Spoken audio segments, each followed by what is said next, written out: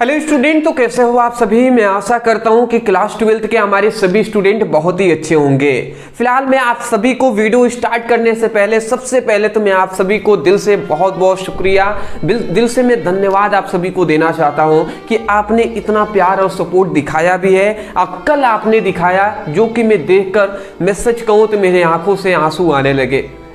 मैंने केवल यही कहा था कि अगर आप केवल चाहते हैं कि अगर कम से कम मतलब आप चाहते हैं कि फ्री में हम आपको स्टडी कराएं तो केवल 150 स्टूडेंट हमें कमेंट करके कह दीजिएगा। अब मैं देखा जब मैं अभी ये वीडियो शूट कर रहा हूँ लगभग 2:30 या 3 ऐसे बज रहे होंगे, सॉरी 2:30 बज रहे होंगे ऐसे, ठीक है। तो उस समय पर मैं देखा तो लगभग 300 से भी अधिक स्टूडेंटों ने हमें कमेंट करके कहा था कि सर रेगुलर आप कंसिस्टेंट पढ़ाइए। तो इसके लिए मैं दिल से शुक्रिया, बहुत बहुत धन्यवाद आप सभी का। मैं इतना कहूँगा प्यार और सपोर्ट बनाए रखिएगा। फ्री में हम आपको तैयारी ही नहीं कराएंगे बल्कि फ्री में हम उस लायक आपको बना देंगे, उस लायक तैयारी कराएंगे कि आप सभी टॉपर बने। याद रखिएगा मेरी बातों को, टॉपर हम बनाएंगे जी। अभी अगर आप सपोर्ट करते हैं, जिस दिन हमारा 150 के कंप्लीट हुआ, हम लोग का जो 1.5 लाख का फैमिली बना, उस दिन हम आपको एक क्रैश कोर्स लॉन्च करेंगे, एक हम बैच लॉन्च करेंगे फिर से। उसमें हम बिल्कुल फ्री में आपको, बिल्कुल फ्री रुपए, 0 रुपए में हम आपको पूरी फिजिक्स केमिस्ट्री की तैयारी कराएंगे, वो भी कम से कम समय में। मतलब मैं कह दूं, अभी मैं बता दे रहा हूं कि मात्र 5 दिनों में हम पूरी आपकी फिजिक्स को कंप्लीट कराएंगे। अब मात्र 5 दिनों में ही हम आपकी पूरी केमिस्ट्री की भी तैयारी कराने वाले हैं। पर आप सभी को प्यार और सपोर्ट चाहिए। लगभग और 3-4 हजार स्टूडेंटों की जरूरत है ज्वाइन होने के लिए, तो चैनल को सभी सब्सक्राइब जरूर कीजिएगा, ठीक है ना। चलिए जी, तो आज हम पढ़ने वाले हैं क्लास 12th केमिस्ट्री, और केमिस्ट्री के टॉप 10 मोस्ट इंपॉर्टेंट हम टॉपिक को कवर करेंगे, जो देख सकते हैं आप कंसिस्टेंट ये टॉपिक पूछे जा रहे हैं।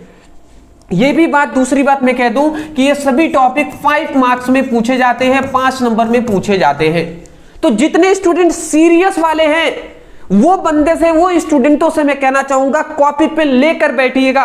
कोई भी हलवाबाजी हम नहीं करते दोस्त। देखिए आपके लिए हमने इतना मेहनत करके ये सब हम पीपीटी पूरे एनालिसिस करते हैं, अलग अलग सेटों का पेपर हम देखते हैं, एनालिसिस करके हम आपको बनाते हैं, उसके बाद हम आपको यहाँ पे प्रोवाइड करते हैं। कोई ऐसा नहीं है दोस्त कि हम आपको कुछ भी प्रोवाइड कर देते हैं। इसलिए जो स्टूडेंट हम पे भरोसा किए हुए हैं उनसे मैं कहना चाहूंगा, वीडियो देख रहे हैं तो कंसिस्टेंट सभी टॉपिक को नोट डाउन करते हुए, समझते हुए, सीखते हुए आगे बढ़ना है, ठीक है ना। तो चलिए, यहां पे हमसे कहा गया उपसंयोजक यौगिकों की संयोजकता आबंध सिद्धांत का उल्लेख कीजिए।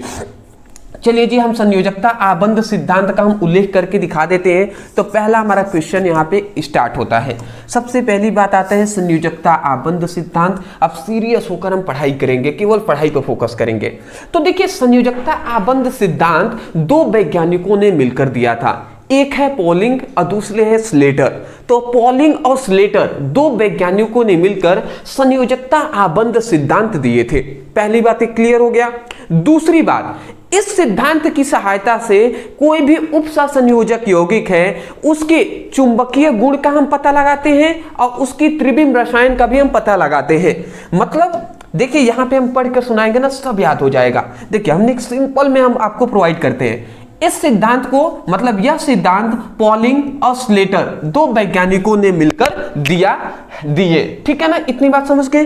फिर से इस सिद्धांत की सहायता से किसी भी उपसंयोजक यौगिकों की त्रिविम रसायन और चुंबकीय गुण का स्पष्ट रूप से पता लगाया जा सकता है। समझ रहे हैं ना। मतलब इस सिद्धांत की हमें आवश्यकता क्यों पड़ी कि कोई भी उपसंयोजक यौगिक है, इसकी त्रिविम रसायन का भी हम पता लगा लेंगे और इसकी चुंबकीय गुण का भी हम स्पष्ट रूप से पता लगा लेंगे। बताइए, इतने लाइन आपको समझ में आ गया? ठीक है जी, इतना आपको समझ में आ गया। तो इसको हम इरेज करते हैं, ये आप लाइन लिखेंगे। फिर अब लिखेंगे कि इस सिद्धांत में हमें बताया क्या गया है। तो इस सिद्धांत के अनुसार हमें क्या क्या बातें बताई गई उसको हम करेंगे जी। तो सबसे पहली बात, इस सिद्धांत के अनुसार हमें पहली बात बताया गया, केंद्रीय धातु परमाणु या आयन के पास अपनी समन्वय संख्या के बराबर ही रिक्त कक्षक होते हैं, जिसके संकरण से आवंटित कक्षकों का निर्माण होता है। मतलब समझ रहे हैं, यहाँ पे हमें ये बात बताया गया। अच्छा, थोड़ा सा आपको नहीं पता होगा कि केंद्रीय धातु परमाणु किसे कहते हैं, समन्वय संख्या किसे कहते हैं, तो ये थोड़ा सा हम आपको बता देना चाहते हैं। जैसे कि ए का हम उप सहसंयोजक यौगिक ले लेते हैं, जैसे कि K4 FeCN का होल 6, ये हमने एक उप सहसंयोजक यौगिक ले लिया। ये हमारा क्या है जी, ये उप सहसंयोजक यौगिक है एक, ठीक है ना। यहां पे अगर मैं आपको बात करूं तो ये K4 है, यहां पे Fe यहां पे दिखाई दे रहा है, तो ये जो Fe है ना, यही इसको हम क्या कहते हैं, Fe है, और यहां पे एक Cn है 6 मात्रा में। तो जो ये हमारा, इसको हम क्या कहते हैं, जो Cn है इसका नाम है लिगेंड, इसे हम कहते हैं लिगेंड जी, ठीक है। और यहां पे ये जो Fe है इसको कहते हैं केंद्रीय धातु परमाणु। ये आपको नाम याद रहेगा तभी जाकर आप समझ पाएंगे। तो ये हमारा क्या है, उप सहसंयोजक यौगिक है। उप सहसंयोजक यौगिक को ही देखिए, समन्वय संख्या यहां पे लिखा गया है ना, तो समन्वय को ही हम उप सहसंयोजक संख्या भी कहते हैं। समन्वय संख्या को उप सहसंयोजक संख्या भी कहा जाता है, ये भी बात पता होनी चाहिए। तो यहां पे कहा जा रहा है कि जो केंद्रीय धातु परमाणु है, उसके केंद्रीय धातु परमाणु को देखिए लिखा गया है केंद्रीय धातु परमाणु, या इसको आयन भी कह सकते हैं। तो केंद्रीय धातु परमाणु के पास अपनी समन्वय संख्या के बराबर ही रिक्त संकरित कक्षक, मतलब रिक्त कक्षक होते हैं, ठीक है ना, जिसके संकरण से आबंधित कक्षकों का निर्माण होता है। समझ रहे हैं। तो केंद्रीय धातु परमाणु के पास अपनी समन्वय संख्या के बराबर ही क्या होते हैं, रिक्त संकरित कक्षक होते हैं, जिसके संकरण से आबंधित कक्षकों का निर्माण होता है। जितने समन्वय संख्या होंगे ना, उतने ही रिक्त कक्षक होंगे। जब ये सब मिलेंगे तो इनके मिलने से, इनके संकरण से ही आबंधित कक्षकों का निर्माण होगा। ये पहली बात हमें बताया गया था, ठीक है ना। जैसे कैसे ये सब मिलेंगे, क्या होगा, तो ये भी हम बता दे रहे हैं, थोड़ा सा एक्सप्लेन आपको कर दे रहे हैं। जैसे कि सबसे पहले यहाँ पे हम लिख दें कि मान लेते हैं, सबसे पहले हम लिख देते हैं यहाँ पे समन्वय संख्या, ठीक है ना। मान लेते हैं कोई उप सहसंयोजक यौगिक है, इसकी समन्वय संख्या यहाँ पे मान लेते हैं, किसी की उप सहसंयोजक संख्या अगर 2 हो जाए तो उसका क्या होगा, ये सब हम डिटेल में डिस्कस कर ही लेते हैं। तो यहाँ पे हम समन्वय संख्या लिख दिए। फिर दूसरे में हम लिख देते हैं इसका संकरण। जो समन्वय संख्या होता है उतने ही रिक्त कक्षक होते हैं, और उनका संकरण कैसे होगा, और फिर संकरण होगा तो फिर यहाँ पे कक्षक मतलब उसकी ज्यामितीय आकृति क्या होगा, ये भी हम जान लेते हैं। ज्यामिति आकृति, उसकी ज्यामितीय आकृति कैसी होगी, यह भी हम जान लेते हैं। तो यहाँ पे अगर हम ध्यान से समझें तो देखिए यहाँ पे हम 3 आपको चीजें हमने यहाँ पर लिखा हुआ है। एक संकरण हुआ है, ठीक है, एक ज्यामिति यहाँ पे आकृति है। तो यहाँ पे अगर आप समझें तो कोई भी पदार्थ है, मान लेते हैं कोई उप सहसंयोजक यौगिक है, उसकी समन्वय संख्या सपोजिट ऐसा हम मान लेते हैं कि उसकी समन्वय संख्या अगर 2 है, कोई भी उप सहसंयोजक संख्या है, उसकी समन्वय संख्या अगर मान लेते हैं 2 है, तो उसका संकरण क्या हो जाएगा, इसका संकरण हो जाएगा sp, इसका संकरण क्या हो जाएगा s और p। देखिए s का एक और p का एक, मतलब sp हो जाएगा, ठीक है। और इसकी ज्यामितीय आकृति क्या हो जाएगी, इसकी ज्यामितीय आकृति रेखीय हो जाएगी। देखिए ज्यादा कुछ इसमें समझना नहीं है, आपको कुछ चीजें याद करनी होती है, ठीक है ना। तो बाबू आप याद रखिएगा, ठीक है। हम ज्यादा आपको कुछ वो बातें नहीं कहेंगे, हम इतना कहेंगे जिसका संकरण, जिसका समन्वय संख्या 2 होता है उसका संकरण sp होता है, याद रखेंगे। और इसकी संकरण से जो ज्यामितीय आकृति बनता है वो रेखीय होता है। मान लेते हैं किसी की समन्वय संख्या अगर 3 हो जाए, सपोज डेट ऐसा मान लेते हैं 3 हो जाए, या हम मान लेते हैं ऐसे सम संख्या में ले चले, तो मान लेते हैं किसी की समन्वय संख्या 4 हो, तो उसका जो संकरण होगा ना, उसका जो संकरण होगा वो sp3 हो जाएगा, s और p3, s का 1 और p का 3 हो जाएगा, तो 4 हो जाएंगे ना, तो 4 हो गया। और इसके संकरण से ही इसकी जो ज्यामितीय आकृति होगी वो चतुष्फलकीय होगी, चतुष्फलकीय। उसकी ज्यामितीय आकृति कैसी होगी, चतुष्फलकीय होती है।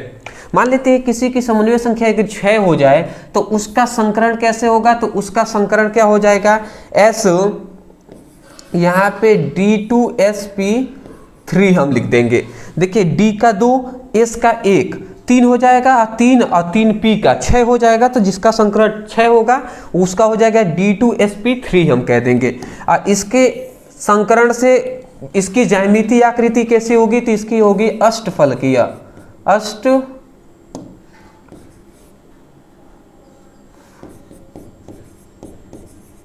अष्टफलकीय। तो ये सभी चीजें ये आपको याद करनी होंगी। मैं स्पष्ट रूप से कह दे रहा हूं, इसको कुछ विशेषकर यहाँ पे बातें नहीं बताई गई हैं, यहाँ पे इसको सभी को इसको याद ही करना होगा कि कोई भी केंद्रीय धातु, कोई भी उपसंयोजक यौगिक में जो केंद्रीय धातु परमाणु है उसकी समन्वय संख्या के बराबर ही उसमें रिक्त कक्षक होते हैं और जिनके संकरण से ही आबंधित कक्षकों का निर्माण होता है। ठीक है, तो यही बात यहाँ पे कहा गया है। इतना लिखने के बाद ये आपको 3-4 लाइन लिखना होगा, इंपॉर्टेंट है जी। भले ही आपको न समझ में भी आए फिर भी मैं कहूंगा इसको लिखना है। ठीक है ना, ये इस सिद्धांत का इंपॉर्टेंट हम कह सकते हैं पॉइंट से, इसको बिल्कुल लिखना है, याद करके ही लिखिएगा। अब उतना डिटेल में समय नहीं है कि अगर कोई पूछ दे कि संकरण क्या होता है, समन्वय संख्या क्या होते हैं, तो जिनको यही नहीं पता तो उनको समझने में दिक्कत तो आएगी ना। अब उतना समय दोस्त नहीं है हमारे पास कि हम आपको डिटेल में जाकर समझा सके। समझ रहे हैं? सबसे पहली बात तो ये हमारा पहला इस सिद्धांत में बातें बताई गई।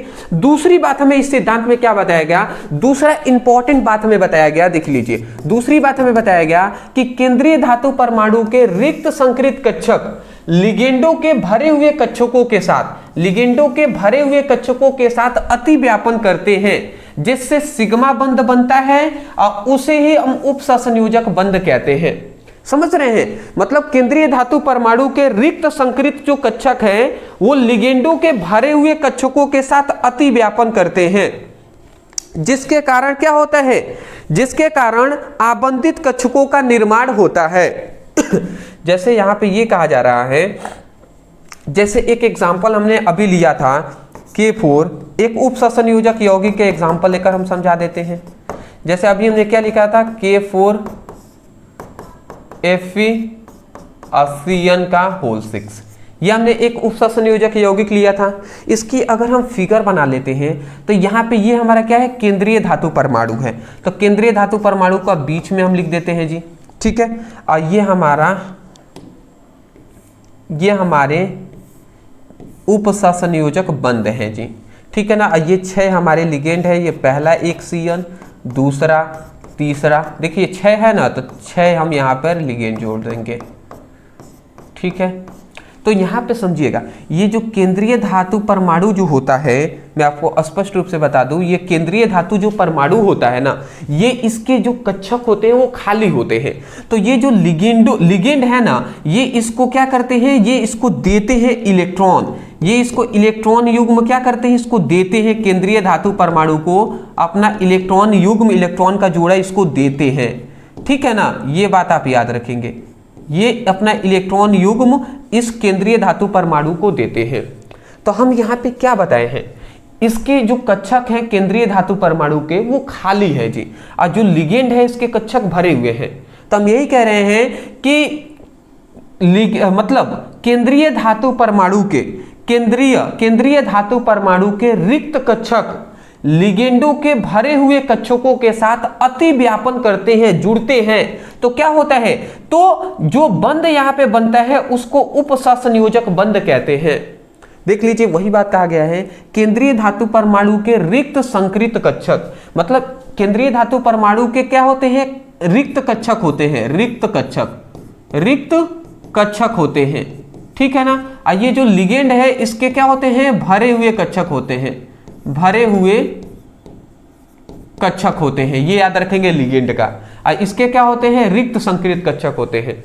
तो केंद्रीय धातु परमाणु के रिक्त संकृत कक्षक लिगेंडों के भरे हुए कक्षकों के साथ अति व्यापन करते हैं, मिलते हैं। देखिए केंद्रीय धातु परमाणु के रिक्त संक्रित कक्षक लिगेंड के भरे हुए कक्षकों के साथ अतिव्यापन करते हैं, जिससे क्या बनते हैं, सिग्मा बंध बनता है, और इसी को हम उपसंयोजक बंध कहते हैं।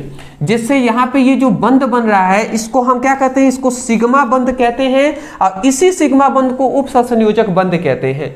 तो यहाँ पे कितना सिग्मा बंध बन रहा है, 1 2 3 4 5 6, तो 6 यहाँ पे सिग्मा बंध बन रहा है। इसका मतलब उपसंयोजक संख्या क्या हो जाएगा, 6 हो जाएगा यहाँ पे। तो आशा करता हूं आप समझ गए होंगे। एक बार और यहां से ही मैं बोल दे रहा हूं, सुनकर याद कर लीजिएगा। केंद्रीय धातु परमाणु के रिक्त संक्रित कक्षक लिगेंड के भरे हुए कक्षकों के साथ अति व्यापन करते हैं, जिसके कारण सिग्मा बंध बनता है, और इसी को उपसंयोजक बंध कहते हैं। आशा करता हूं समझ गए होंगे। तो ये बात आप याद रखेंगे, केंद्रीय धातु जो परमाणु होते हैं ये इसके खाली ही कक्षक होते हैं। मोस्टली 100 में से 99% इसका ये खाली ही होंगे, और लिगेंड जो होते हैं उसके भरे हुए ही कक्षक होते हैं। अब जस्ट तीसरे इसके पॉइंट्स में यहाँ पे इसको लिखकर ये वाला फिगर यहाँ पे जरूर बना लीजिएगा। ये वाला जो फिगर है ये आप 4K प्लस ये माइनस लिख लीजिएगा। तो यहाँ पे ये जो फिगर है ना इसको इसके बीच में बनाना है। और तीसरे वाले में केंद्रीय धातु परमाणु के, अब देखिए इसके अपोजिट हो गया है। इसमें केंद्रीय धातु परमाणु के रिक्त संक्रित कक्षक थे और लिगेंड के भरे हुए कक्षक थे। इसमें क्या हो गया है, जस्ट अपोजिट। केंद्रीय धातु परमाणु के अब भरे हुए कक्षक लिगेंड के कक्षकों के साथ अति व्यापन करते हैं। मतलब केंद्रीय धातु परमाणु के केंद्रीय धातु परमाणु के भरे हुए कक्षक लिगेंडों के कक्षकों के साथ क्या करते हैं, अति व्यापन करते हैं। मतलब लिगेंड के जो कक्षक है वो खाली है, तो लिगेंडों के रिक्त कक्षकों के साथ, यहाँ पे एक चीज जोड़ लीजिएगा, लिगेंडों के रिक्त कक्षकों के साथ क्या करते हैं, अति व्यापन करते हैं। जिससे क्या बनता है, जिससे पाई बंध बनता है, परंतु इसकी संभावनाएं बहुत कम होती हैं। समझ रहे हैं, यहाँ पे ये कहा जा रहा है, सेम ऐसा ही फिगर यहाँ पे भी बना सकते हैं आप, बट यहाँ पे ये कहा जा रहा है कि केंद्रीय धातु परमाणु का ना यहाँ पे भरा हुआ कक्षक है और लिगेंडों का खाली कक्षक है। तो वहां पे अगर केंद्रीय धातु परमाणु और लिगेंड आपस में अति व्यापन करेंगे तो वहां पे पाई बंध बनेगा, परंतु वहां पे फिर कहा जा रहा है कि इसकी संभावनाएं बहुत कम होती है। ऐसा नहीं होता है, ऐसा तो ज्यादातर होता नहीं है, बट इसकी संभावनाएं कम है। मैं आशा करता हूं कि आपको समझ में आ गया होगा। हमने जो यहाँ पे बातें बताई हैं बहुत ही सिंपल करके हमने यहाँ पे समझाने का, इस नियम को, इस सिद्धांत को समझाने का प्रयास किया है। ठीक है, चलिए आप पहले इसका स्क्रीनशॉट ले लीजिए, फिर हम आगे बढ़ते हैं। ठीक है, आप इसका भी ले लीजिए। हाँ जी, क्या बात है, बहुत अच्छी बात है कि यहाँ पे आप सीरियस होकर पढ़ाई कर रहे हैं। ठीक है जी, यहाँ पे थोड़ा मैं कैमरे को सही कर लूँ। ठीक चलिए, इतनी बात आपको देख ली, पहला क्वेश्चन हमने कंप्लीट किया ना। इसी प्रकार हम आज की इस वीडियो में 10 इंपॉर्टेंट 5 नंबर वाले क्वेश्चन को कंप्लीट करेंगे। इससे पहले एक रिक्वेस्ट रहेगा कि देखिए हमारा यहाँ पे ये थोड़ा पुराना फोटो है, अभी कितने हो गए हैं, 146 ऐसे 146 के हो गए हैं। जल्द से जल्द मैं चाहता हूँ कि हमारा 150 जो है वो हमारा कंप्लीट हो जाए, हम सबका परिवार बढ़े। तो इसके लिए आपको क्या करना है, आपको चैनल को सब्सक्राइब करके आप दिखाइए कि हाँ हम आपके साथ हैं सर, और ज़्यादा से ज़्यादा हमें मोटिवेशन मिले, जिससे कि हम आपके लिए कुछ और इस चैनल पर बेहतर कर सके और फ्री में कुछ और भी कंटेंट ऐसे ला सके, जिससे कि जो स्टूडेंट कुछ भी नहीं पढ़े हुए हैं, कमज़ोर से कमज़ोर स्टूडेंट है, वो भी अपने एग्जाम में बेहतर कैसे कर सके। तो अदरवाइज चैनल को सब्सक्राइब करके और नोटिफिकेशन बेल को ऑन कर लीजिएगा। शाम को 6:30 बजे पर डे वीडियो आएगी, इसके लिए आप टेंशन बिल्कुल भी ना लें।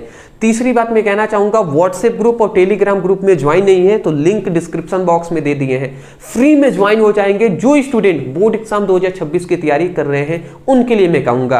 और इंस्टा का लिंक है, आप हमें फॉलो कर लीजिएगा, लिंक डिस्क्रिप्शन बॉक्स में है। Thank you. चलिए अब आगे बढ़ते हैं अपने दूसरे इंपॉर्टेंट क्वेश्चन की ओर। दूसरा हमारा क्वेश्चन है कि राउल्ट्स के नियम को परिभाषित कीजिए और इसकी सीमाएं लिखिए।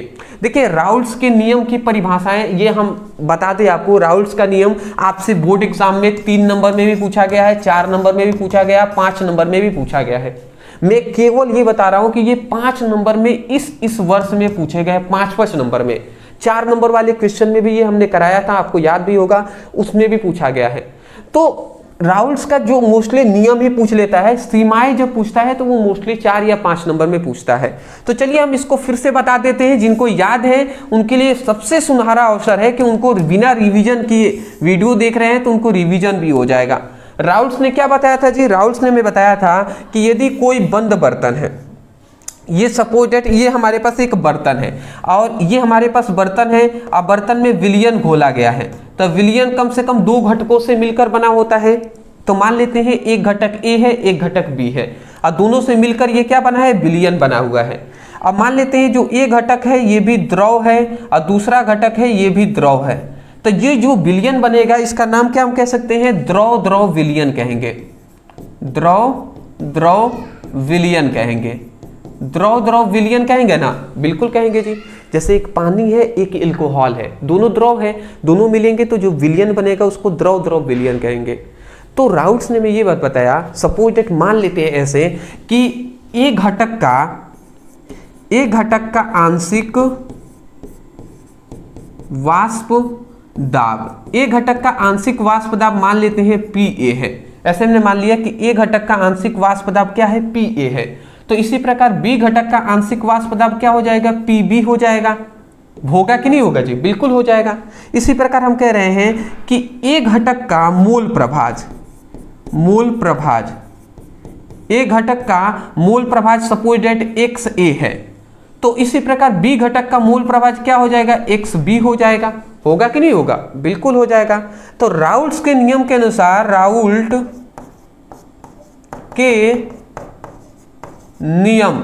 के नियम के अनुसार हमें क्या बातें बताई गई? राउल्ट के नियम के अनुसार हमें ये बातें बताया गया कि राउल्ट के नियम के अनुसार हमें ये बात बताया गया कि यदि ताप जो है अगर स्थिर हो, मतलब राउल्ट के नियम के अनुसार स्थिर ताप पर द्रव द्रव विलयन में उपस्थित किसी भी घटक का जो आंशिक वाष्प दाब होता है, किसी भी घटक का आंशिक वाष्प दाब होता है, वो उसी घटक के मोल प्रभाज के समानुपाती होता है। मतलब इसके अनुसार हमें यह बात बताया गया कि एक घटक का जो आंशिक वाष्प दाब होगा ना, एक घटक का जो आंशिक वाष्प दाब जो होगा वो एक घटक के ही मोल प्रभाज के क्या होगा? समानुपाती होगा। ये बातें बताई गई। अगर बी घटक का जो आंशिक वाष्प दाब होगा वो बी घटक के ही मोल प्रभाज के क्या होगा? समानुपाती होगा। बताइए समझ में आया ना? तो यही बात हमें बताया गया है। एक बार और सुन लीजिए, याद हो जाएगा। आप क्या कहेंगे कि राउल्ट के नियम के अनुसार स्थिर ताप पर द्रव द्रव विलयन में उपस्थित किसी भी घटक का आंशिक वाष्प दाब उस घटक के ही मोल प्रभाज के समानुपाती होता है। यही बात हमने लिखा है। इस नियम के अनुसार किसी निश्चित ताप पर द्रव द्रव विलयन में उपस्थित किसी घटक का आंशिक वाष्प दाब उस घटक के मोल प्रभाज के समानुपाती होता है। आशा करता हूँ समझ के होंगे। बहुत बार हमने ये नियम कराया हुआ है, इसलिए ज़्यादा इस पर हम फोकस उतना नहीं करेंगे। अगर जिनको एक बार में याद ना हो, पीछे ले जाइए वीडियो को, जैसे हमने यहाँ पे बोलकर याद कराया वैसे आप करिएगा, ठीक है ना। अदरवाइज मैं ये कह दूंगा कि यहाँ पे क्या आपको लिखना है, यहाँ पे 3-4 लाइन आप लिखेंगे, नहीं लिखेंगे तो बाबू नंबर नहीं मिलेगा, क्योंकि लिखने से ही नंबर मिलते हैं, इसलिए मैं लिख दे रहा हूँ। आप क्या लिखेंगे? सबसे पहले लिखेंगे कि ए घटक का आंशिक वाष्प दाब PA है, फिर बी घटक का आंशिक वाष्प दाब PB है। इस प्रकार लिखेंगे। तो हम लिख दे रहे हैं ए घटक का आंशिक वाष्प दाब क्या है? PA है। ए घटक का आंशिक वाष्प दाब PA है, तो बी घटक का आंशिक वाष्प दाब क्या हो जाएगा? PB हो जाएगा। फिर इसी प्रकार कहेंगे कि ए घटक का मोल प्रभाज XA है, तो हम लिखेंगे कि ए घटक का मोल प्रभाज, ए घटक का मोल प्रभाज क्या है? ए घटक का मोल प्रभाज क्या है? XA है, तो बी घटक का मोल प्रभाज क्या हो जाएगा? बी घटक का मोल प्रभाज क्या हो जाएगा? मोल प्रभाज जो होगा वो XB हो जाएगा। ठीक है ना। तो बी घटक का मूल प्रभाज एक्स बी हो जाएगा। तो राउल्स के नियम के अनुसार क्या बातें बताई गई, अब इसको मैं इरेज कर दे रहा हूं। तो राउल्स के नियम के अनुसार हमें बताया गया, राउल्ट के नियम से हमें क्या बताया गया, राउल्स के नियम से हमें यही बात बताया गया कि किसी भी घटक का जो आंशिक वाष्प दाब होता है, किसी भी घटक का आंशिक वाष्प दाब होता है, वो उसी घटक के मूल प्रभाज के क्या होगा, समानुपाती होगा। तो ये बातें हमें बताई गई हैं, ठीक है ना। अगर मान लेते हैं बी घटक है, अगर बी घटक का जो आंशिक वाष्प दाब है ना, बी घटक का जो आंशिक वाष्प दाब है वो बी घटक के ही मूल प्रभाज के क्या होगा, समानुपाती होगा। तो ये हमें बातें बताई गई। अगर हम इसको थोड़ा सा आगे लेके चले और इसको थोड़ा समझाने का प्रयास करें तो ये क्या हो जाएगा, पी ए जो होगा ये समानुपाती का चिन्ह हटता है, इक्वल का चिन्ह आता है, तो P A naught into X A आता है। और इसको अगर हम सॉल्व करें तो P A equal to P A naught, sorry ये हमारा यहाँ तक ही हो जाएगा, सॉरी ओहो हाँ जी। तो ये हमारा क्या हो जाएगा, पी ए इक्वल टू, ये समानुपाती का चिन्ह हटता है तो यहाँ पे पी ए नॉट एक नियतांक आता है इंटू एक्स ए है, तो ये हमारा आ गया जी। फिर बी घटक का अगर आंशिक वाष्प दाब को अगर हम इक्वल करें तो ये यहाँ पे पी बी नॉट यहाँ पे आ जाएगा एक नियतांक इंटू एक्स बी है, तो ये हमारा आ गया। तो ये हमने क्या अभी तक निकाला है, ये हमने निकाला कि जो ए घटक है ना इसका कुल वाष्प दाब कितना है, कुल आंशिक वाष्प दाब इतना है जी। अब बी घटक का कुल आंशिक वाष्प दाब इतना है, तो ये हमें इतना निकला। तो अगर हमसे पूछ दे कि ये टोटल विलयन का कुल वाष्प दाब कितना होगा, टोटल विलयन का अगर हमसे कोई पूछ दे कि ये बताइए तब टोटल विलयन का कुल वाष्प दाब कितना होगा, तो हम क्या करेंगे, तब हम करेंगे अगर हमसे कोई पूछ दे कुल वाष्प दाब, कुल वाष्प दाब, कुल वाष्प दाब को अगर हम P से दर्शाएं तो कैसे पता चलेगा, A का कुल वाष्प दाब और B का कुल वाष्प दाब दोनों को जोड़ देंगे तो टोटल हमें पता चल जाएगा। तो PA अब प्लस क्या हो जाएगा, PB हो जाएगा। और इसको अगर हम आगे सॉल्व करें तो PA equal to PA not का, PA का वैल्यू क्या है, PA नॉट इंटू XA, तो PA नॉट इंटू XA और प्लस क्या हो जाएगा, प्लस क्या हो जाएगा, PB not into X B हो जाएगा। तो ये टोटल आपको लिखना पड़ेगा दोस्त, तब जाकर ये आपको ये 5 नंबर मिलेंगे। यहां तक लिखना पड़ेगा इस तरीके से सीक्वेंस वाइज। यहां पे मैं बता दूं कि इसमें पूछा गया इसकी सीमाएं क्या है, तो इसकी निम्नलिखित सीमाएं होती हैं। सीमाएं मतलब होता है कि इसकी लिमिटेशन क्या है, कहां तक ये नियम काम करेगा, कब ये नियम नहीं काम करेगा, ये बताना है। तो सबसे पहली बात कि यह नियम केवल आदर्श विलयनों पर लागू होता है, मतलब जो विलयन आदर्श विलयन होगा उसके लिए लागू होगा, जो नहीं होगा वो नहीं लागू होगा उस पर। दूसरी बात, यह तनु विलयनों का होना आवश्यक है। जो यहाँ पे विलयन है ना ये तनु विलयन होना चाहिए, मतलब पतला विलयन होना चाहिए, ज्यादा मोटा विलयन नहीं होना चाहिए। जैसे कि हम मिठाई का रस बनाते हैं तो रस जो होता है वो मोटा सांद्र होता है, तो वैसा नहीं चाहिए, तनु विलयन होना चाहिए, ठीक है ना। जैसे कि पानी में आप एल्कोहल मिला देते हैं तो वो तनु विलयन है, तो ऐसा होना चाहिए। अगला यहाँ पे तीसरी बात कहा गया है, जब कोई घटक अवाष्पशील हो तो यह नियम सही नहीं होगा। मतलब ऐसा कोई घटक इसमें नहीं मिलाना है जो अवाष्पशील हो, जो गर्म करने पे वाष्प में ना बदले। तो अगर ऐसा कोई पदार्थ अगर है उसमें तो ये नियम काम नहीं करेगा। तो आशा करता हूँ कि ये बातें आपको समझ में आई होंगी।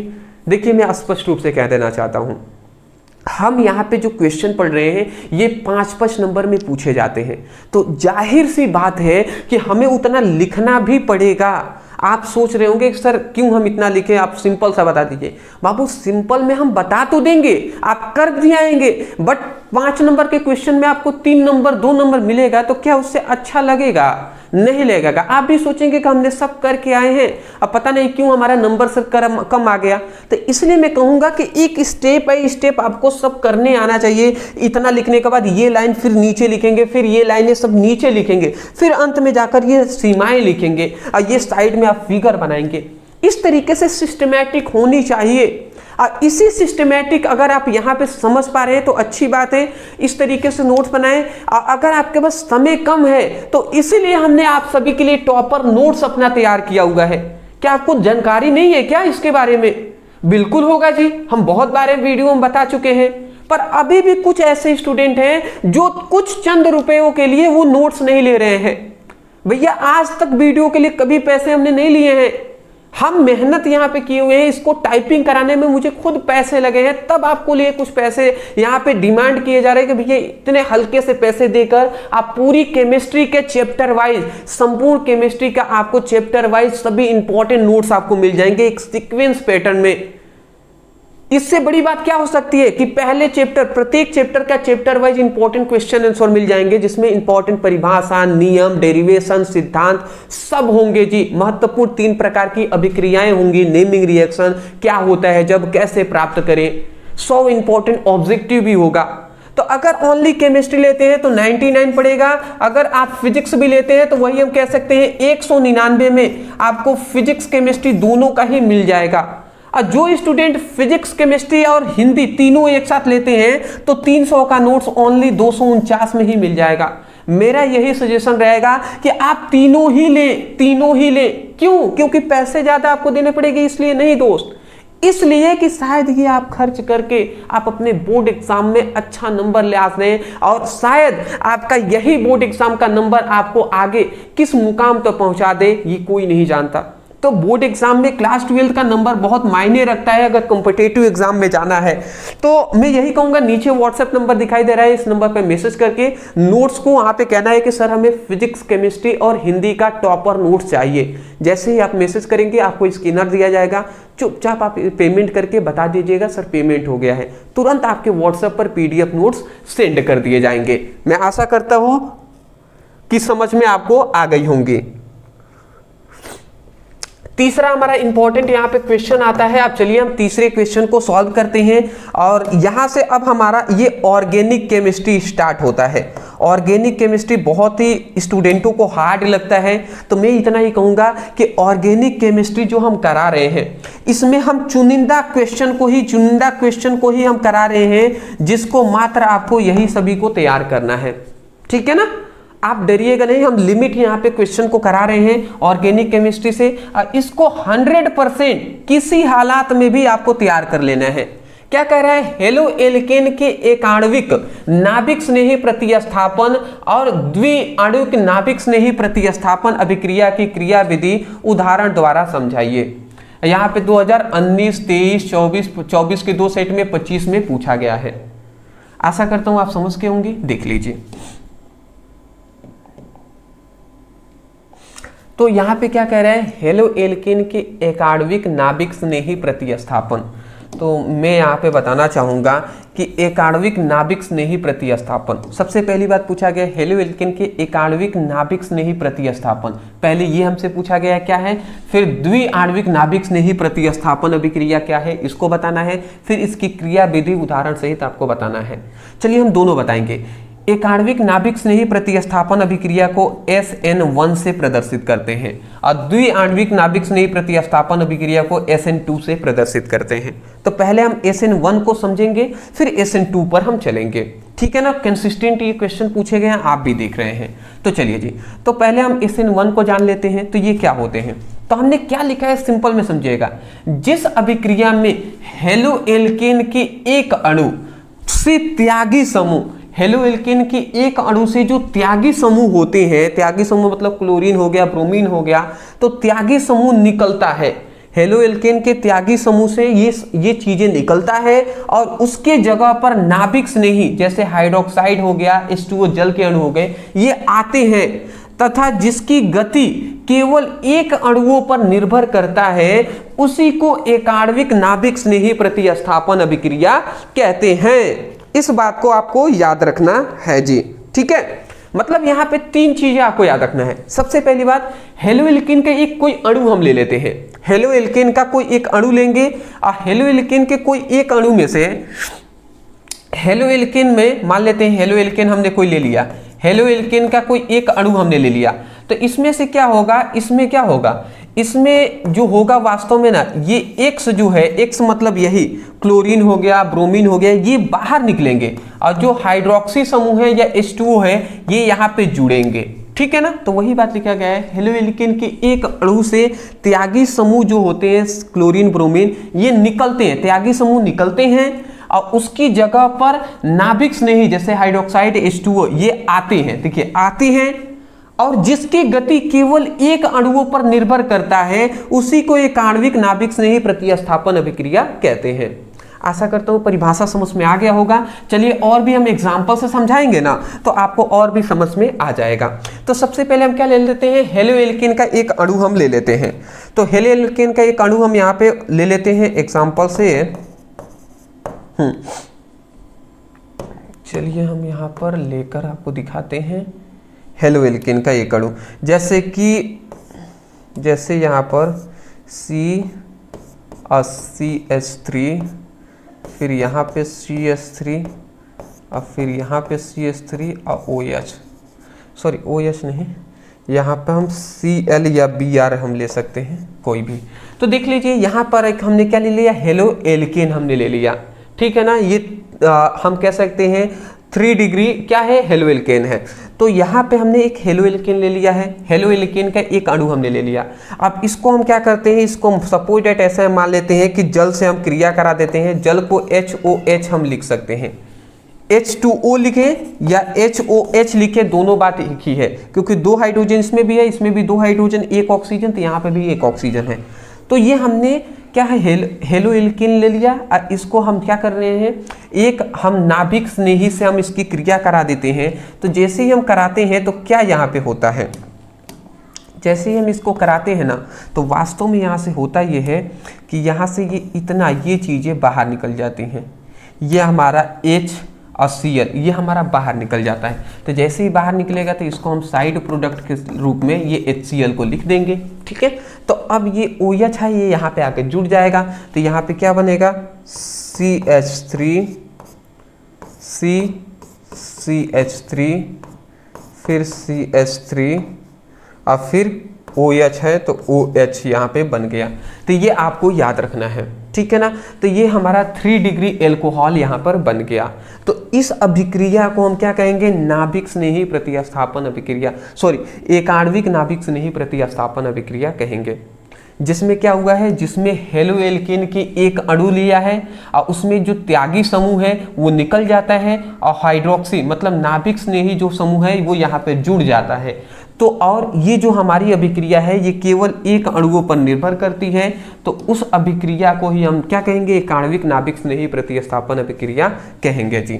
तो आशा करता हूँ इतनी बात समझ गए होंगे। ये 3 डिग्री एल्कोहल है, मैं चाहूँ तो यहाँ पे लिख दूँ यहाँ पे, ये हमारा क्या है 3 डिग्री एल्कोहल,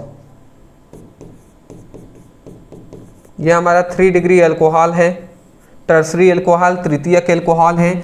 और ये हमारा क्या है, ये 3 डिग्री क्या है हमारा हेलोएल्केन है। तो इसको आप याद रखेंगे, इसको क्या कहेंगे 3 डिग्री ब्यूटाइल क्लोराइड हम कह सकते हैं, क्योंकि 4 कार्बन है ना, मेथ एथ प्रोप ब्यूटाइल क्लोराइड हम कह सकते हैं, 3 डिग्री ब्यूटाइल क्लोराइड। तो ये हमें नाभिक स्नेही प्रतिस्थापन, एक आणविक नाभिक स्नेही प्रतिस्थापन अभिक्रिया समझ में आ गया होगा। अब हमें समझना है इसकी क्रिया विधि भी पूछा गया है। तो एक आणविक नाभिक स्नेही प्रतिस्थापन अभिक्रिया की क्रिया विधि आप जान लेते हैं। तो इसकी 2 चरणों में ये विधि होता है। ये जो समीकरण हमने लिखा हुआ है एक लाइन में, ये वास्तव में 2 चरण में होते हैं। कैसे होते हैं, तो सबसे पहला जो चरण होता है इसमें क्या होता है, कार्बन और क्लोरीन जो बंध होते हैं वो टूटता है। ये कार्बन और क्लोरीन बंध है, यहाँ पे बंद होना चाहिए, बंध जो है वो टूटता है और कार्बोकैटायन बनता है। मतलब अगर नहीं समझ में आया तो मैं आपको समझा देता हूं। सबसे पहली बात, इसको मैं शॉर्ट में लिखूंगा। देखिए अगर हम चाहें तो इसको, इस वाली चीज को हम ऐसे लिख सकते हैं, CH3 का होल थ्राइज और C और OH।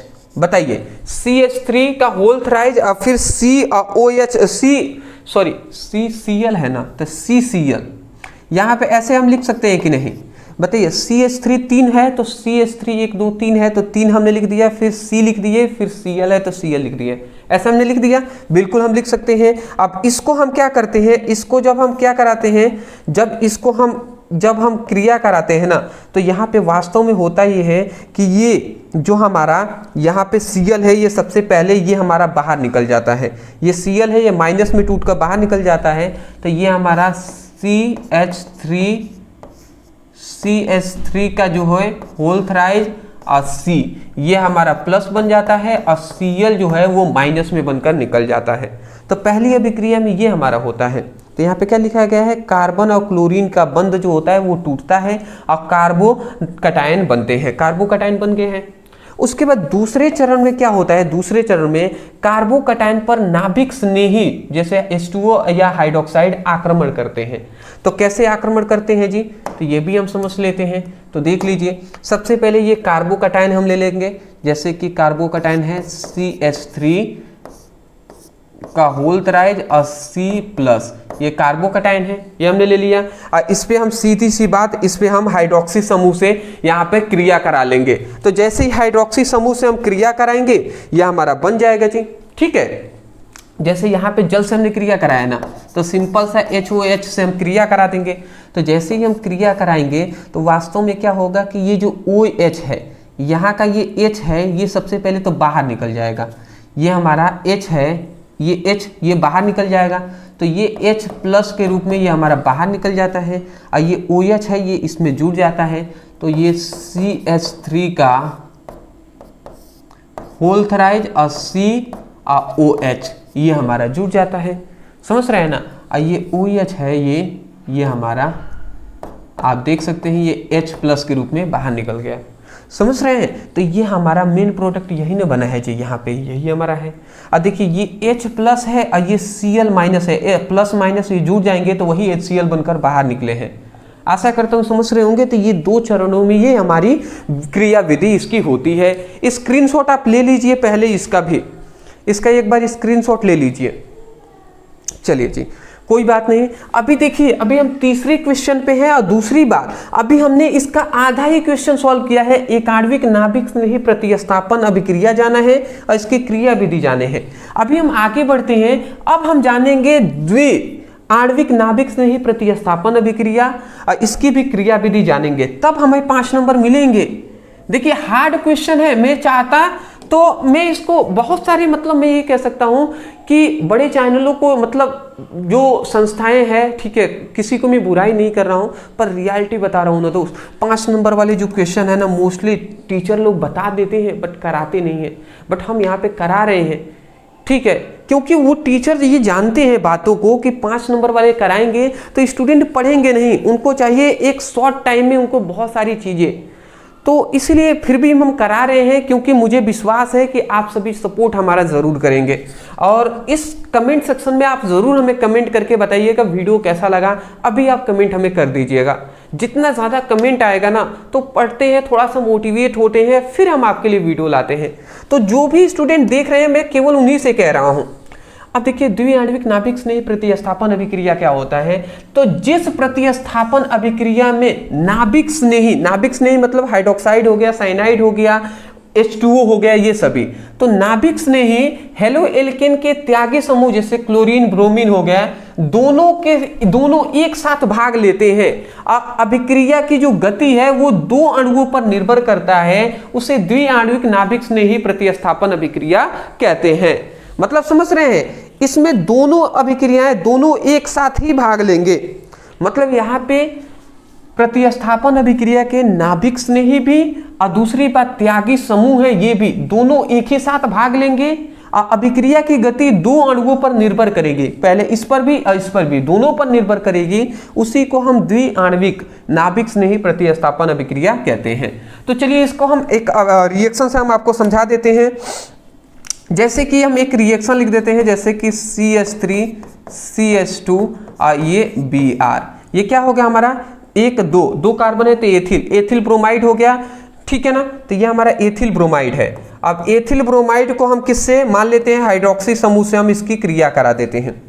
तो एथिल ब्रोमाइड को मतलब त्यागी यहाँ पे समूह है, एथिल ब्रोमाइड को। और यहाँ पे हम नाभिक स्नेही वाले चीज़ों को ले लिए हैं। और जब हम किसकी क्रिया कराते हैं तो वास्तव में क्या होता है जी, जब इसको हम क्रिया कराते हैं ना तो ये हमारा Br है, ये हमारा जस्ट बाहर निकल जाता है। तो ये हमारा Br जो है, यह हमारा Br बाहर निकल जाता है। और यहाँ पे CH3 CH2 और OH यहाँ पे जुड़ जाता है। तो CH3 CH2 और OH जुड़ जाता है तो ये हमारा मेन प्रोडक्ट बनता है। ये वास्तव में OH जुड़ गया तो ये हमारा क्या हो जाएगा, एथिल एल्कोहल हम इसको कहेंगे। तो एथिल एल्कोहल बनता है, ये हमारा क्या बन गया, एथिल एल्कोहल बन गया जी। ठीक है ना, ये एथिल एल्कोहल बना। और ये हमारा क्या है, एथिल ब्रोमाइड है। तो इसको मैं कहूँगा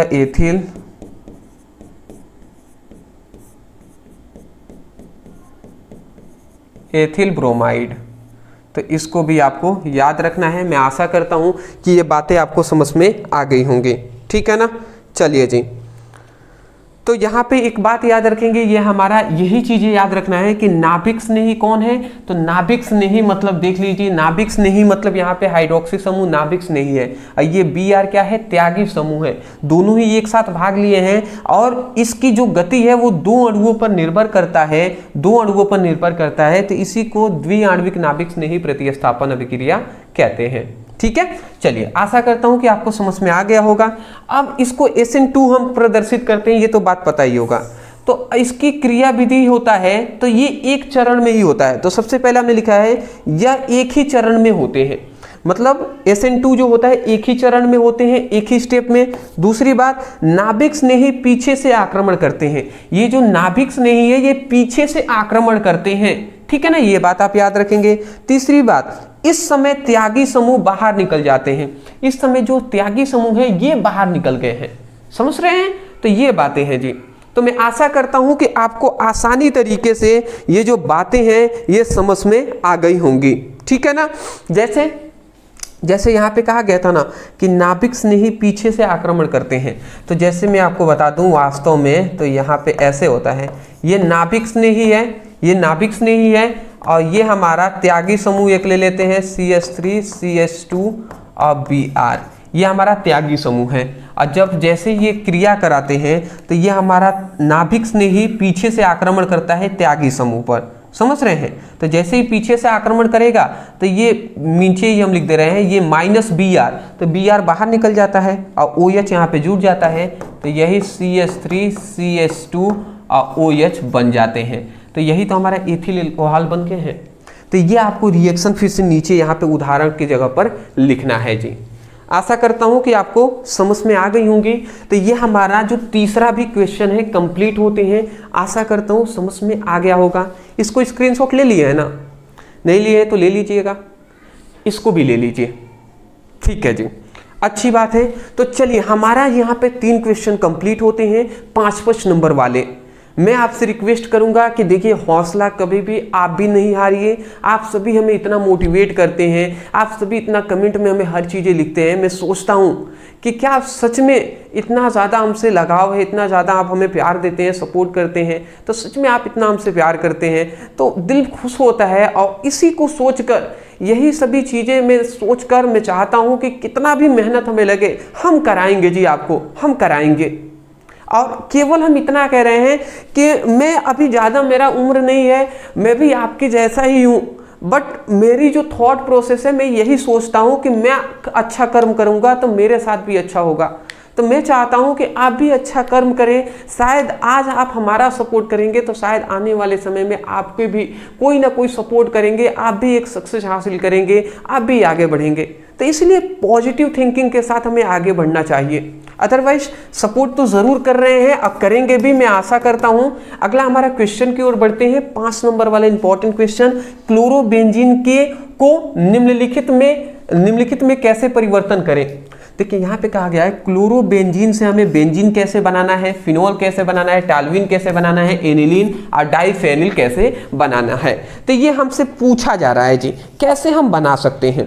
ठीक है, तो चलिए हम देख लेते हैं जी कैसे हमें बनाना है। चलिए तो बता दें हम, ठीक है जी। तो यहाँ पे देखिएगा, सबसे पहले हम यहाँ पे पहले स्टेप से स्टार्ट करते हैं। सबसे पहले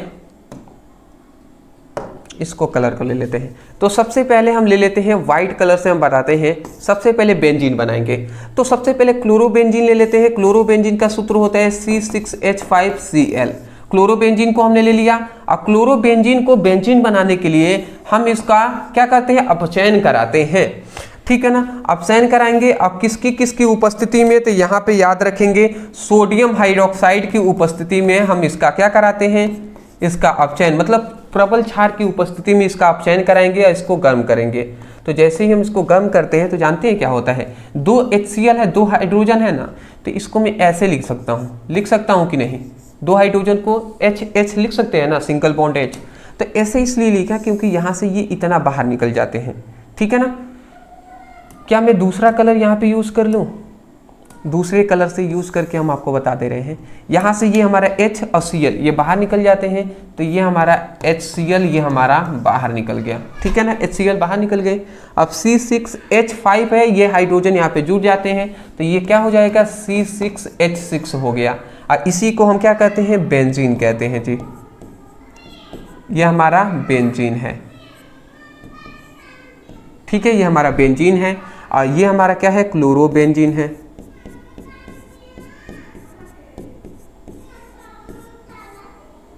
ये हमारा क्लोरोबेंजीन है, ठीक है। आशा करता हूँ आप समझ के होंगे। तो क्लोरोबेंजीन से हमने बेंजीन कैसे बनाया समझ में आ गया होगा। ये आपको इस तरीके से नहीं करना है, ये हम समझाने के लिए कर रहे हैं। आप भी अपना शॉर्ट नोट्स बनाइएगा जिसको आप जल्द से जल्द याद करें, तो उसमें आप इस तरीके से चिन्ह से दर्शाइएगा कि ऐसे ऐसे हो रहे हैं। बट वास्तव में आपको जब पेपर में जाइएगा तो वहाँ पे ऐसे ना कीजिएगा, सिंपल से लिखिएगा, नाम लिख दीजिएगा। दूसरा हमें क्या बनाना है, फिनॉल बनाना है। तो फिनॉल हम कैसे बनाएंगे जी, तो सबसे पहले हम ले लेंगे क्लोरोबेंजीन C6H5 और Cl। ये हमने क्लोरोबेंजीन को ले लिया और इसको सोडियम हाइड्रोक्साइड से हम क्या करा देते हैं, क्रिया करा देंगे। सोडियम हाइड्रोक्साइड से क्रिया करा देंगे और जैसे ही हम इनको गर्म करते हैं ना, ठीक है। अब गर्म कितने पे करेंगे, तो ये भी देख लीजिए, 200 ATM यहाँ पे दाब होता है, ठीक है ना। ये आप याद रखेंगे कि 200 ATM दाब ले लेंगे और 300 डिग्री सेल्सियस हम ताप लेंगे, ठीक है ना। तो 200 ATM दाब और 300 डिग्री सेल्सियस ताप पे हम गर्म करते हैं, तब यहाँ पे क्रिया ये होता है कि यहाँ से ये क्लोरीन और यहाँ से सोडियम ये दोनों क्रिया कर लेते हैं। सोडियम क्लोराइड बनकर ये हमारा पहले तो बाहर निकलते हैं, सोडियम क्लोराइड बनकर ये बाहर निकल के, अब क्या बचा, यहाँ पे C6H5 और OH बना, तो ये हमारा C6H5 और OH। तो ये हमारे देखिए ये बेंजीन रिंग है और इसके ऊपर OH जुड़ गया, तो इसका मतलब इसी को हम फिनॉल कहते हैं। तो ये हमारा फिनॉल बन गया है जी, ठीक है। ये हमारा ये एक प्रबल हमारा क्षार है और ये क्लोरोबेंजीन है, ठीक है। चलिए जी, तो आशा करता हूं कि आपको पहला बेंजीन फिर फिनॉल हमने बनाकर दिखा दिया। अब हमें देखना है कि टालवीन कैसे बनता है। अब टालवीन बनाने का भी बहुत ही सिंपल सा प्रोसेस है। देखिए क्या हम करेंगे, सबसे पहली बात, क्लोरोबेंजीन को चाहे तो हम इस प्रकार भी ले सकते हैं या हम इसको एक संरचना के रूप में भी बता दे रहे हैं, जिससे आपको ये ना लगे कि सर केवल ऐसे ही बता रहे हैं, एक संरचना भी बनाकर हम बता दे रहे हैं। जैसे हमने यहाँ पे क्लोरोबेंजीन हमने ले लिया, बेंजीन के ऊपर Cl जोड़ दिए, क्लोरोबेंजीन हो गया। और इसको 2 मात्रा में हम सोडियम से इसकी क्रिया करा दे हैं। और एक हम यहाँ पे ले लेते हैं, जैसे कि कोई भी ऐसे हम ले लेते हैं एक बेंजीन के ऊपर, जैसे मेथिल क्लोराइड हम ले ले क्या, चलिए एक हम यहाँ पे ले लेते हैं मेथिल क्लोराइड। तो ये हमने मेथिल क्लोराइड को ले लिया और इतना लेकर हम क्या करेंगे, शुष्क ईथर की उपस्थिति में, शुष्क ईथर की उपस्थिति में हम क्रिया कराएंगे। तो क्रिया कराएंगे तो जानते हैं क्या होता है, वास्तव में ये होता है कि यहाँ से ये 2 सोडियम और एक ये क्लोरीन और एक ये क्लोरीन, समझिएगा, 2 सोडियम 2 क्लोरीन से क्रिया करके 2 मात्रा में सोडियम क्लोराइड बनकर ये बाहर निकल जाते हैं, NaCl बनकर 2 मात्रा में बाहर निकल गए। अब यहाँ पे क्या बचा, CH3 बचा, ये यहाँ पे आकर जुड़ जाता है बेंजीन रिंग के ऊपर। तो ये हमारा देखिए वास्तव में ये हमारा बेंजीन रिंग है, ये हमारा बेंजीन रिंग है और इसके ऊपर CH3 जुड़ गया। तो बेंजीन रिंग के ऊपर CH3 जुड़ गया, इसी को हम कहते हैं टॉलुईन। इसी को हम क्या कहते हैं? टॉलुईन कहते हैं। ठीक है ना, इसी को टॉलुईन कहते हैं। और ये हमारा क्या है? क्लोरोमेथिल है या मेथिल क्लोराइड हम कह सकते हैं। मेथिल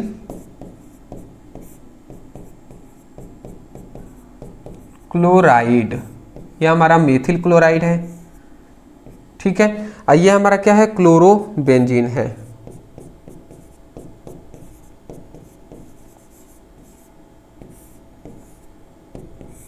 ठीक है, तो आशा करता हूं कि टॉलुईन आपको कैसे बना है ये भी आपको समझ में आ गई होंगी। ठीक है ना, कोई दिक्कत वाली तो बात यहाँ पे नहीं होनी चाहिए, बिल्कुल भी नहीं होनी चाहिए। ठीक है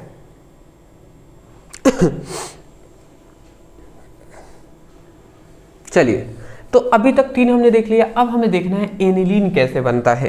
तो एनिलीन भी हम बनाकर आपको दिखाएंगे, बट यहाँ पे थोड़ा ध्यान दीजिएगा, जगह कम है तो यहाँ पे हम बनाकर दिखाते हैं। सबसे पहले हम क्लोरोबेंजीन को ले लेंगे। तो क्लोरोबेंजीन का सूत्र होता है C6H5Cl। तो या तो हम C6H5Cl की जगह पर 2 हम लेते हैं, तो या तो यहाँ पे 2 लिख दें, या हम यहाँ पर भी एक और हम लिख देते हैं C6H5Cl। 2 हमने इसलिए लिखा जिससे कि समझ में आए। तो ये हमने यहाँ पे C6H5Cl हमने 2 मात्रा में ले लिया। अब इसको 2 मात्रा में हम अमोनिया से भी क्रिया कराएंगे।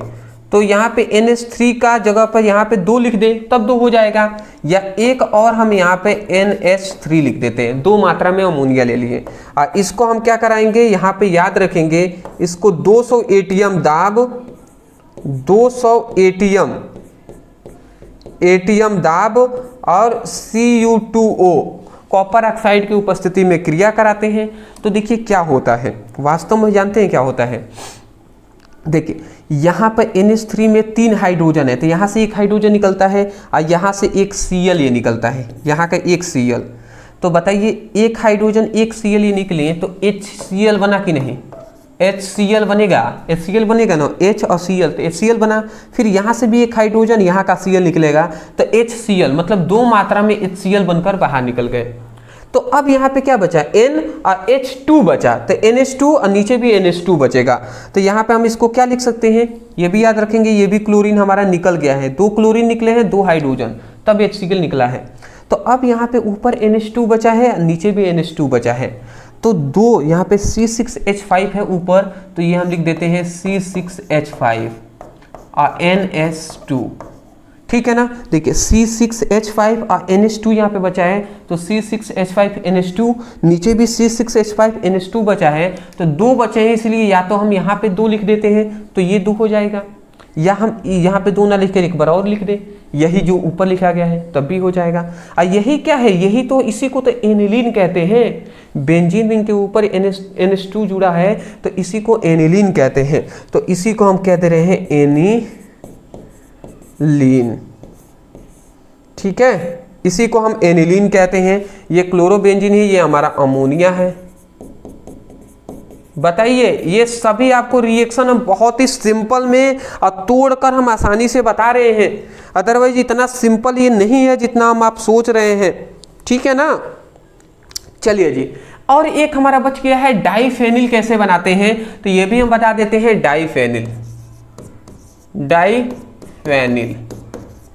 डाइफेनिल हमें बनाना है ना, तो चलिए जी, डाइफेनिल भी हम बनाकर आपको दिखा देते हैं। डाइफेनिल के लिए हमें क्या करना होगा? तो हमें 2 मात्रा में, देखिए हमें कुछ नहीं करना है, हमें यहाँ पर डाइफेनिल बनाने के लिए हम क्या करेंगे? क्लोरोबेंजीन को लेंगे। सबसे पहले क्लोरोबेंजीन से ही बनाना है, तो क्लोरोबेंजीन का हम 2 अणु ले लेते हैं, एक यहाँ पे क्लोरोबेंजीन और एक और यहाँ पे क्लोरोबेंजीन। 2 क्लोरोबेंजीन ले लिए और 2 हम मात्रा में सोडियम से इसकी क्रिया करा देते हैं शुष्क ईथर की उपस्थिति में। शुष्क ईथर की उपस्थिति में जैसे ही हम कराते हैं तो जानते हैं क्या होता है? ये 2 सोडियम और ये 2 क्लोरीन आपस में क्रिया कर लेते हैं, तो 2 सोडियम 2 क्लोरीन निकलेंगे, तो ये 2 मात्रा में सोडियम क्लोराइड बनकर बाहर निकल जाएंगे। समझ रहे हैं ना? और एक बेंजीन ये दोनों बेंजीन आपस में जुड़ जाएंगे, तो ये एक बेंजीन ये हमारा हो गया और एक और ये हमारा बेंजीन रिंग हो गया। तो ये दोनों बेंजीन आपस में जुड़ गए हैं, इसी को तो हम कहते हैं डाईफेनिल। इसी को हम क्या कहते हैं जी, डाईफेनिल कहते हैं इसी को। तो ये हमारा डाईफेनिल हो गया। ये हमारा क्या है, क्लोरोबेंजीन है, क्लोरोबेंजीन, ये हमारा क्लोरोबेंजीन है। तो क्लोरोबेंजीन को हम क्या किए हैं, सोडियम के साथ हमने क्रिया कराया है तो डाईफेनिल बन गया है। तो बताइए, आशा करता हूं कि आपको समझ में यह हमारी सभी चीजें आ रही होंगी, आ रही है ना। चलिए, इसको आपने ले लिया ना, इसके लिए टाइम हमने नहीं दिया था, ले लीजिए स्क्रीनशॉट। चलिए जी, चलिए कोई नहीं, 1 घंटे हो गए हैं। मैं जानता हूं कि टाइम लगेंगे दोस्त, लगेंगे, बिल्कुल लगेंगे, इसीलिए हम यहां पे फिर भी आपको करा रहे हैं। अब 5वें इंपॉर्टेंट क्वेश्चन की ओर आते हैं। अब 5वां भी हम जानेंगे जी, कोई दिक्कत नहीं है। टाइम लग रहे हैं तो हम पढ़ने आए हैं, अच्छा जगह हम समय दे रहे हैं, तो टाइम लग रहा है तो लगने दीजिए, कोई बात नहीं। सेंडमेयर अभिक्रिया द्वारा क्लोरोबेंजीन बनाने का रासायनिक समीकरण लिखिए और रासायनिक समीकरण देते हुए स्पष्ट कीजिए कि क्लोरोबेंजीन निम्नलिखित यौगिक को आप कैसे बनाएंगे। 2 चीजें यहां पे पूछा गया, सेंडमेयर अभिक्रिया द्वारा क्लोरोबेंजीन कैसे बनेगा, उसका रासायनिक समीकरण देना है। दूसरी बात बताया गया है कि रासायनिक समीकरण देते हुए स्पष्ट करना है कि क्लोरोबेंजीन से यौगिक आप कैसे बनाएंगे, क्लोरोबेंजीन से फिनॉल, टॉल्यूइन और डाईफेनिल कैसे बनाएंगे, ये हमें बताना है। ठीक है ना। चलिए जी, तो सबसे पहले हम क्लोरोबेंजीन बनाते हैं सेंडमेयर अभिक्रिया से। तो देखिए यहां पे हमने लिख लिया है क्या, क्लोरोबेंजीन बनाने की प्रयोगशाला विधि। क्लोरोबेंजीन की बनाने की जो प्रयोगशाला विधि है, इसी से हम क्या बना लेंगे, इसी से मतलब यही हमारा सेंडमेयर अभिक्रिया है जी। देखिए कैसे हम बनाते हैं, अभी बताएंगे। तो क्लोरोबेंजीन बनाने की प्रयोगशाला विधि है। तो सबसे पहले हम प्रयोगशाला में क्या करते हैं, प्रयोगशाला में क्लोरोबेंजीन बनाने के लिए बेंजीन डाइजोनियम क्लोराइड को लेते हैं और CuCl और HCl के साथ 60 डिग्री सेल्सियस ताप पर हम क्या करते हैं, गर्म करते हैं। जैसे ही हम गर्म करेंगे तो हमारा क्या बनेगा, क्लोरोबेंजीन का निर्माण हो जाएगा। ठीक है। तो चलिए जी, यहाँ पे हम रासायनिक समीकरण लिख दे क्या, ठीक है, यहाँ पे लिखते हैं। देखिए यहाँ पे हम लिख देते हैं, थोड़ा जगह कम ही है बट कोई नहीं जी। देखिए हमें क्या करना है, सबसे पहले हमें बेंजीन डाइजोनियम क्लोराइड को ले लेना है। तो हम ले लेते हैं C6H5N2Cl। तो ये N2 प्लस और Cl माइनस, तो ये हमारा क्या है, बेंजीन डाइजोनियम क्लोराइड है। अब बेंजीन डाइजोनियम क्लोराइड को याद रखेंगे इतनी चीज़ें कि किसकी उपस्थिति में, तो CuCl की उपस्थिति में। ठीक है, थोड़ा पतला हम ले लेते हैं, जगह कम है तो। और HCl की उपस्थिति में, और कितना, 60 डिग्री सेल्सियस ताप पर हम इसको क्या करते हैं, गर्म करते हैं। तो जैसे ही गर्म करेंगे ना, तो ये जो हमारा यहाँ पर नाइट्रोजन है ये हमारा बाहर निकल जाता है। तो जैसे ही ये गर्म करते हैं तो ये हमारा नाइट्रोजन जो है, ये हमारा नाइट्रोजन N2 गैस जो है ये बाहर निकल जाता है। और जैसे ही बाहर निकलेगा तो C6H5Cl जो बन गया हमारा, तो C6H5 और Cl, तो ये हमारा क्या बन जाता है, क्लोरोबेंजीन बन गया जी, क्लोरोबेंजीन। तो ये हमारा क्लोरोबेंजीन यहाँ पर बन जाता है। तो मैं आशा करता हूँ आप समझ गए होंगे। तो ये हमारा बेंजीन डाइजोनियम क्लोराइड है, इसका मैं नाम लिखना ज़रूरी है, बेंजीन डाइजोनियम क्लोराइड। ठीक है, तो ये हमारा क्या है, बेंजीन डाइजोनियम क्लोराइड है। और इसको CuCl, HCl और 60 डिग्री सेल्सियस ताप पर गर्म किए हैं तो क्लोरोबेंजीन हमारा बन गया है। देखिए हम ये चीज़ें तो वही बात लिखा गया है, और इसी रासायनिक अभिक्रिया को ना हम सेंडमेयर, मतलब इस रासायनिक अभिक्रिया को सेंडमेयर अभिक्रिया कहते हैं। तो आशा करता हूँ सेंडमेयर अभिक्रिया समझ गए होंगे। तो ये सभी, ये जो लाइनें हैं ये तो आप यहीं से बोल देंगे। अब बोलकर ये रासायनिक समीकरण लिखिएगा। एक आवश्यक बात, केवल रासायनिक समीकरण नहीं लिखना है, ये नीचे जो नाम हम लिख रहे हैं इसको जरूर लिखिएगा। इंपॉर्टेंट है जी, नाम लिखना बहुत जरूरी है। ठीक है ना। तो ये बातें आपको याद रखना है। अगली चीजें जो आती है कि क्लोरोबेंजीन से निम्नलिखित यौगिक कैसे बनाएं। अब देखिए क्लोरोबेंजीन से हमें फिनॉल बनाना है, क्लोरोबेंजीन से हमें टॉल्यूइन बनाना है, और क्लोरोबेंजीन से है हमें डाईफेनिल बनाना है। ये बताइए अभी हमने ये कराया है कि नहीं, मैं आपको बता दूं, देखिए अगर हम थोड़ा सा पीछे ले जाते हैं तो क्लोरोबेंजीन से आपको क्या करना है, यही चीजें लिखना है जो मैं बता दे रहा हूं। क्लोरोबेंजीन से देखिए यहाँ पे क्लोरोबेंजीन लिया था, क्षार से क्रिया कराया था तो फिनॉल बना था, तो ये आप लिख लेंगे। ठीक है, पहला क्षार। दूसरा हमें बताया गया था कि दूसरा हमें क्या बताया गया, टाल्विन बना क्या गया है, दूसरा में टाल्विन और तीसरा डाइफेनिल। तो टाल्विन देखिए हमने यहाँ पे क्लोरोबेंजीन से ही ना बनाया है, देख लीजिए यहाँ पे क्लोरोबेंजीन लिया था सोडियम के साथ, अब मेथिल क्लोराइड से साथ क्रिया कराया था तो टाल्विन बना है, समझाए ही है। और एक और बच गया है डाइफेनिल, तो डाइफेनिल ये बनाए हैं। तो केवल इतना ही लिखना है आपको।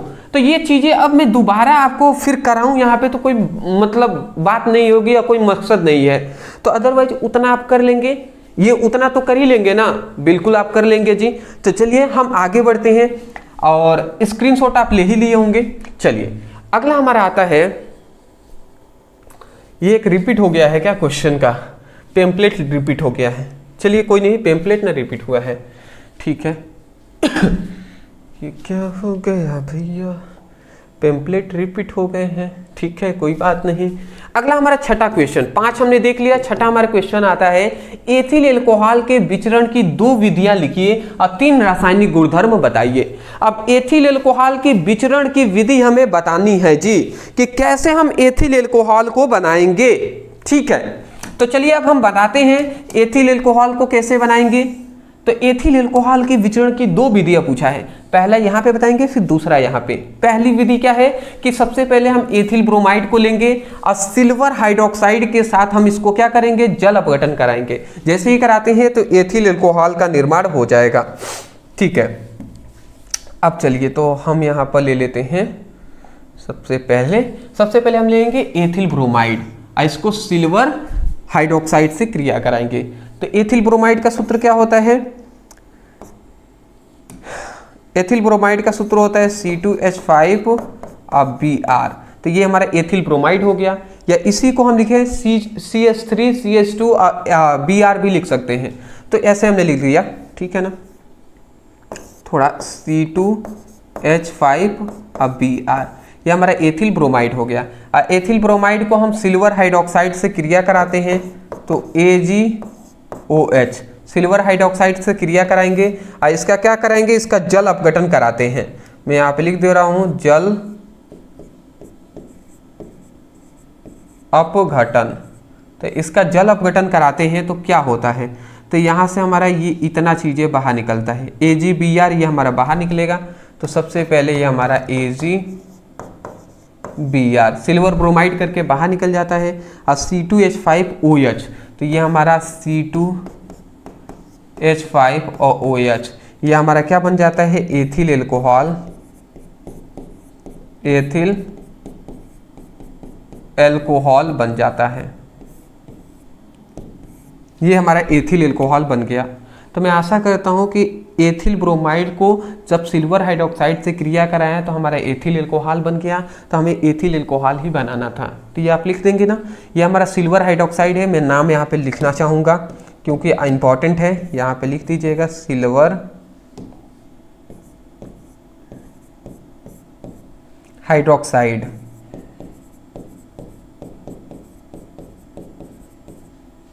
सिल्वर हाइड्रोक्साइड है, और ये क्या है, एथिल ब्रोमाइड है, एथिल ब्रोमाइड, ठीक है। तो पहली बात आपको समझ में आ गया ना। चलिए पहला हमारा हो गया। दूसरा हमारा आता है कि जब एथिल एसीटेट को सोडियम हाइड्रोक्साइड के साथ क्रिया कराया जाता है तो एथिल एल्कोहल बनता है।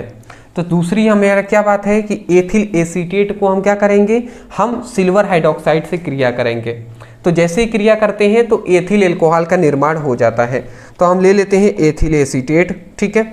तो एथिल एसीटेट का सूत्र क्या होता है, CH3COO और C2H5, तो एथिल एसीटेट हो गया।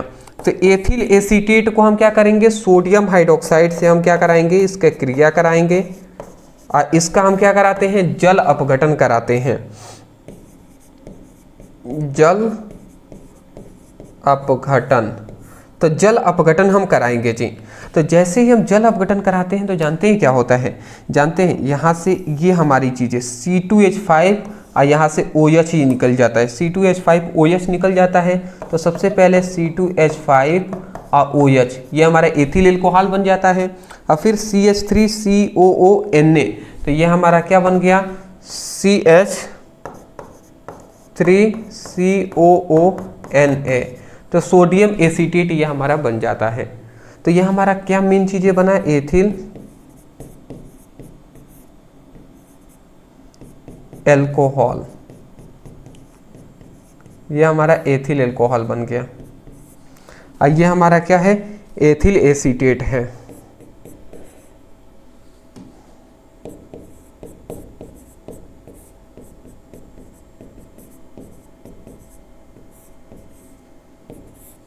ये क्या है, हमारा क्षार है जी। चलिए, आशा करता हूं कि आपको सबसे पहले एथिल मतलब क्या है, एथिल एल्कोहल बनाने की जो विधि है यह आपको समझ में आ गई होंगी, ठीक है ना। चलिए जी, सबसे पहली बात ये आपको समझ में आ गई ना, ठीक है। अब इसका थोड़ा हमें क्या बताना है, रासायनिक गुण भी बता देना है, ठीक है ना। तो चलिए हम रासायनिक गुण भी बता देते हैं। सबसे पहला रासायनिक गुण हम बता देते हैं, सोडियम से क्रिया, दूसरा ग्रिग्नार्ड अभिकर्मक से भी क्रिया, और भी बहुत सारी चीजों से क्रिया करता है, ठीक है। चलिए, तो सबसे पहले हम ये बता देते हैं सबसे पहले हम सोडियम से क्रिया बता देते हैं। तो अगर हमारा देखिए, अगर हम सोडियम से क्रिया कराते हैं तो एथिल एल्कोहल को हम ले लेंगे। तो यहाँ पर थोड़ा सा मोटा इसको लेना चाहेंगे। देखिए, जैसे एथिल एल्कोहल का सूत्र क्या होता है, C2H5OH, ये हमने एथिल एल्कोहल ले लिया। अब एथिल एल्कोहल का हम क्या करेंगे, सोडियम से हम क्रिया करा देंगे। तो जैसे ही हम सोडियम से क्रिया कराएंगे तो ये वास्तव में क्या होगा कि ये जो सोडियम है ना, ये आकर ये हाइड्रोजन को बाहर निकाल देता है। तो ये हमारा C2H5ONA, देख सकते हैं ये Na जुड़ गया तो C2H5ONA हो जाएगा, सोडियम एथॉक्साइड हो गया। और ये हमारा हाइड्रोजन जो है, ये हाफ हाइड्रोजन, हम कह सकते हैं हाफ H2, ये हमारा बाहर निकल जाता है, ठीक है ना। ये बाहर निकल गया जी, समझ रहे हैं ना। ये हमारा क्या है, सोडियम एथॉक्साइड है।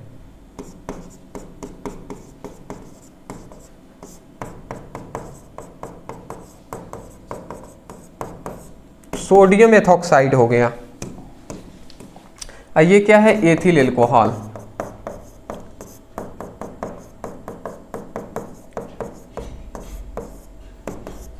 ये हमारा क्या है, ये क्षार है जी। तो आशा करता हूं आप समझ गए होंगे सबसे पहली पॉइंट्स ये क्या हमने लिखा हुआ है, ठीक है ना। चलिए जी, दूसरा आता है हमारा ग्रिग्नार्ड अभिकर्मक से क्रिया।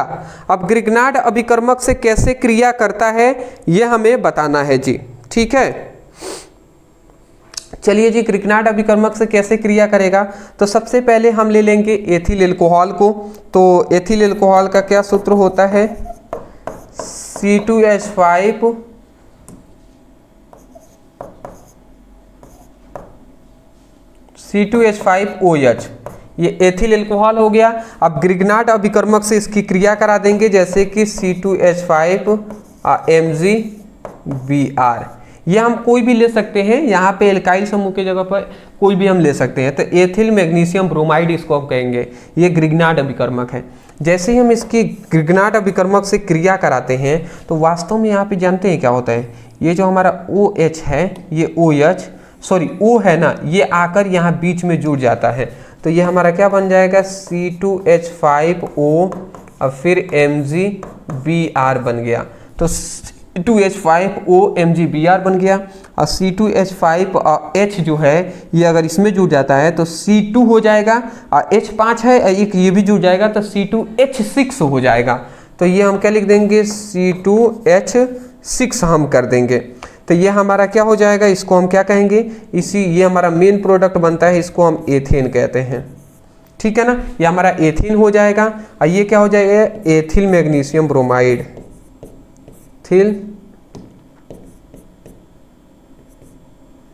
मैग्नीशियम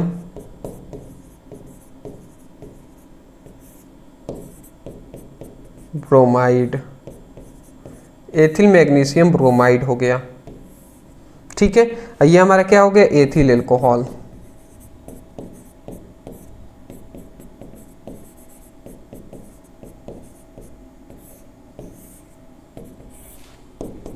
चलिए, तो आशा करता हूं आप समझ गए होंगे। तो सबसे पहले हमने क्या बताया है, हमने आपको बताया कि एथिल अल्कोहल बनाने की दो विधियां, फिर इसके हमने यहाँ पे दो आपको गुण भी बता दिए, रासायनिक गुण। हालांकि यहाँ पे मैं जान रहा हूं कि यहाँ पे 3 गुण पूछे गए हैं, आप चाहें तो और भी एक गुण लिख सकते हैं, या आप हमें हमारी जो टॉपर नोट्स तो आप ले ही रहे हैं तो उसमें आपको ये सब मिल जाएंगे, ठीक है ना, उसका टेंशन आप ना लें। चलिए, स्क्रीनशॉट इसका नहीं लिए हैं तो ले लीजिए, फिर हम आगे बढ़ते हैं। क्या बात है, नेक्स्ट अपने 7वें नंबर क्वेश्चन की ओर आते हैं। अब 7वें नंबर हमारा क्वेश्चन है कि प्रयोगशाला में फिनॉल बनाने की विधि का रासायनिक समीकरण का द्वारा वर्णन कीजिए और निम्न अभिक्रियाओं का रासायनिक समीकरण दीजिए। मतलब सिंपल सी बात यहाँ पे कहा गया कि फिनॉल बनाने की विधि बताना है और इसका रासायनिक जो गुण होता है उसका भी रासायनिक समीकरण देना है। यहाँ पे टाइपिंग में थोड़ी मिस्टेक हो गई है, रासायनिक गुणों का भी हमें क्या देना है, रासायनिक समीकरण देना है। तो चलिए हम यहाँ पे आते हैं सबसे पहले फिनॉल बनाने की प्रयोगशाला विधि। तो फिनॉल बनाने की विधि हम जानेंगे। तो सबसे पहले लिखा गया है कि प्रयोगशाला में फिनॉल 2 प्रकार के बनाए जा सकते हैं। 2 प्रकार से हम बना सकते हैं। सबसे पहले कैसे बना सकते हैं, डायजोनियम लवण के जल अपघटन द्वारा। डायजोनियम लवण के जल अपघटन द्वारा बना सकते हैं पहली विधि। कैसे, तो बेंजीन डायजोनियम क्लोराइड का जल अपघटन कराने पर क्या बनता है, फिनॉल बनता है। जैसे ही हम बेंजीन डायजोनियम क्लोराइड का जल अपघटन कराएंगे तो हमें फिनॉल बन जाएगा। कैसे बनेगा, तो ये भी हम देख लेते हैं। तो सबसे पहले हम यहाँ पे ले लेते हैं एक बेंजीन रिंग।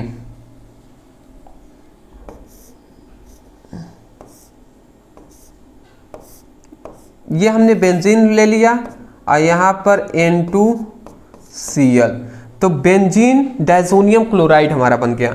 तो बेंजीन डायजोनियम क्लोराइड का हम क्या कराते हैं, बेंजीन डायजोनियम क्लोराइड का जल अपघटन कराते हैं। तो इसका जल अपघटन मतलब HOH से हम क्या कराते हैं, क्रिया करा देते हैं। तो जैसे ही हम क्रिया कराएंगे ना, तो यहाँ से हाइड्रोजन निकलेगा और यहाँ से Cl निकलता है, तो HCl ये बनकर बाहर निकल जाएंगे। तो सबसे पहले तो ये हमारा HCl बनकर यह हमारा बाहर निकल गया, H और Cl बनकर ये बाहर निकल गए।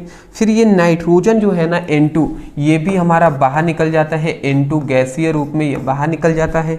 अब बचा जो OH है, ये OH आकर बेंजीन के ऊपर जुड़ जाता है। तो ये बेंजीन रिंग है, बेंजीन रिंग, और इसके ऊपर क्या जुड़ गया, OH। तो इसी को हम क्या कहते हैं, इसको फिनॉल कहते हैं, इसको फिनॉल कहते हैं। ठीक है, ये हमारा फिनॉल है जी, ये हमारा क्या है, जल है। और यही हमारा क्या है, बेंजीन डायजोनियम क्लोराइड। तो मैं लिख भी दूं यहाँ पे बेंजीन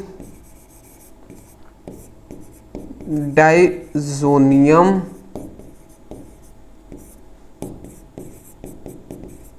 क्लोराइड, तो बेंजीन डायजोनियम क्लोराइड है। तो बेंजीन डायजोनियम क्लोराइड का जल अपघटन कराते हैं तो हमें फिनॉल प्राप्त होता है। पहली विधि समझ के, ठीक है। अगला हमारा आता है हेलोबेंजीन का जल अपघटन। अब हेलोबेंजीन का भी जल अपघटन कराएंगे तो क्या होगा, तो जब प्रयोगशाला में बेंजीन को सोडियम हाइड्रोक्साइड के साथ उच्च दाब पर और 320 डिग्री सेल्सियस ताप पर गर्म करेंगे तो फिनॉल का निर्माण हो जाएगा। जैसे कि हम यहाँ पे क्या लेंगे, सबसे पहले बेंजीन को लेंगे और सोडियम हाइड्रोक्साइड से क्रिया कराएंगे। ठीक है, तो यहाँ पे हम क्या करते हैं, एग्जाम्पल से बताते हैं। सबसे पहले हम क्लोरोबेंजीन को ले लेंगे, C6H5Cl, क्लोरोबेंजीन को ले लिए, सोडियम हाइड्रोक्साइड से इसकी क्रिया करा देते हैं, सोडियम हाइड्रोक्साइड के साथ। अब कितने पे, तो यहाँ पे याद रखेंगे उच्च दाब होना चाहिए और 320 डिग्री सेल्सियस दाब। उच्च दाब का मतलब जैसे कि 200 ATM दाब और 300 डिग्री सेल्सियस ताप होनी चाहिए। इतने ताप पर गर्म करेंगे ना, तो यहाँ से ये हमारे इतना बाहर निकल जाता है, सोडियम क्लोरीन बाहर निकल जाते हैं। तो NaCl, ये सोडियम क्लोराइड जो है वो बाहर निकल जाता है। फिर C6H5OH बचा, तो ये हमारा C6H5 और OH है, ये हमारा बन जाता है। और ये हमारा क्या होगा, इसी को फिनॉल कहते हैं, फिनॉल इसी को कहते हैं जी। ठीक है, तो ये हमारा फिनॉल बन गया। सबसे पहले आप स्क्रीनशॉट ले लीजिए। सबसे पहले फटाफट स्क्रीनशॉट ले लीजिए, इन्वर्टर मेरा डिस्चार्ज हो रहा है। ठीक है, चलिए जी, तो ये हमने देख लिए। अगला हमारा क्वेश्चन आ जाता है, अगला हमारा है फिनॉल का रासायनिक गुण। अब रासायनिक गुण भी जानना आवश्यक है, तो इसका रासायनिक गुण में सबसे पहले प्रबल क्षार से क्रिया। अगर हम जो हमारा जो क्या है फिनॉल है उसको प्रबल क्षार से क्रिया कराते हैं तो क्या बनता है, ये हमें देखना है जी। ठीक है, तो चलिए हम देख लेते हैं। सबसे पहली बात,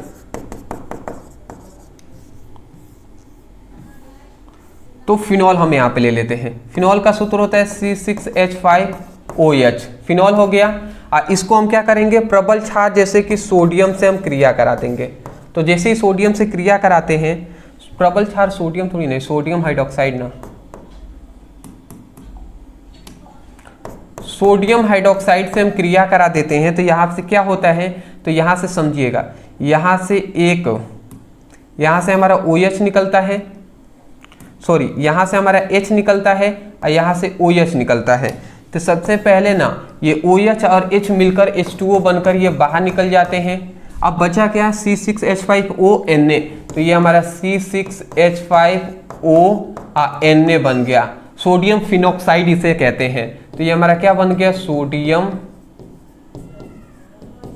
फिनॉक्साइड। तो सोडियम फिनॉक्साइड का निर्माण होता है जी, पहली बात समझ गए। दूसरा हमारा आता है जिंक से क्रिया। अब जिंक से कैसे क्रिया करेगा, तो ये आप समझ जाइए। सबसे पहले यहाँ पे हम बेंजीन ले लेते हैं ये बेंजीन रिंग हमारा हो गया, ठीक है ना।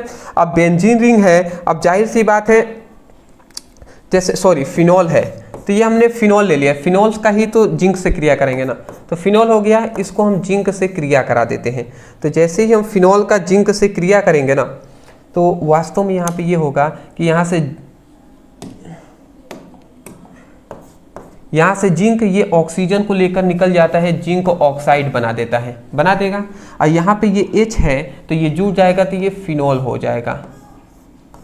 ये मतलब यहाँ पे O तो निकल गया है तो केवल H है, तो ये हमारा बेंजीन बन जाएगा। आशा करता हूँ आप समझ गए होंगे, ये हमारा बेंजीन है जी। इसकी 6 श्रृंखलाओं पर एक एक हाइड्रोजन होते हैं। तो एक तो यहाँ पे दिखाई दे रहा है, यहाँ यहाँ यहाँ यहाँ 6 पर हाइड्रोजन है। आप चाहें तो दिखा भी सकते हैं, कोई दिक्कत वाली बात नहीं है। फिर आता है हमारा कि ग्रिग्नार्ड अभिकर्मक से क्रिया। अब ग्रिग्नार्ड अभिकर्मक से कैसे क्रिया कर सकता है, तो ये भी हमें बताना है। तो देख लेते हैं जी। सबसे पहले हम फिनॉल ले लेंगे। फिनॉल का सूत्र क्या होता है, फिनॉल का सूत्र होता है C6H5OH। ये हमारा फिनॉल हो गया। अब फिनॉल को हम ग्रिग्नार्ड अभिकर्मक से क्रिया करेंगे, जैसे कि CH3MgBr, मेथिल मैग्नीशियम ब्रोमाइड से हम क्रिया करा देते हैं। तो जैसे ही हम क्रिया कराएंगे ना, तो यहाँ पे हमारा क्या हो जाएगा, यहाँ से समझिएगा, यहाँ का एक H है ना, यहाँ का H और ये CH3 में जुड़ जाता है। तो सॉरी CH3 में ये H जुड़ जाएगा तो CH4 बन जाएगा ना। देखिए 3 हाइड्रोजन, एक ये भी जुड़ गया तो CH4 बन गया। अब क्या बचा, C6H5O MgBr है, तो ये हम लिख देंगे C6H5O MgBr, ठीक है ना। तो ये हमारा यहाँ पर ये हमारा मेन प्रोडक्ट बनता है, इसे मेथेन कहते हैं, ठीक है ना। ये हमारा मेथेन बन गया। तो ये हम 3 हमने देख लिए। अगला PCl5 से क्रिया, ये भी हम बता दें आपको, वैसे 3 भी लिखेंगे तो चलेगा, कोई दिक्कत वाली बात नहीं है। चलिए आप पहले स्क्रीनशॉट ले लीजिए, छोड़िए इसको, ठीक है। टाइम नहीं है इसलिए मैं माफी चाहूंगा इसको। चलिए अगला हमारा एक क्वेश्चन बच जा रहा है।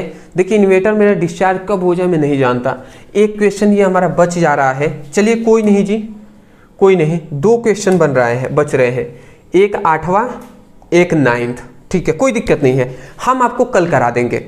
अदरवाइज मैं आपको आवश्यक बात बता दूं, देखिए इसको मैं कल कराता हूं, आप टेंशन ना लें। हमने अभी तक कितने क्वेश्चन देखे हैं, 7 क्वेश्चन, 7वां नंबर कंप्लीट करा दिए हैं।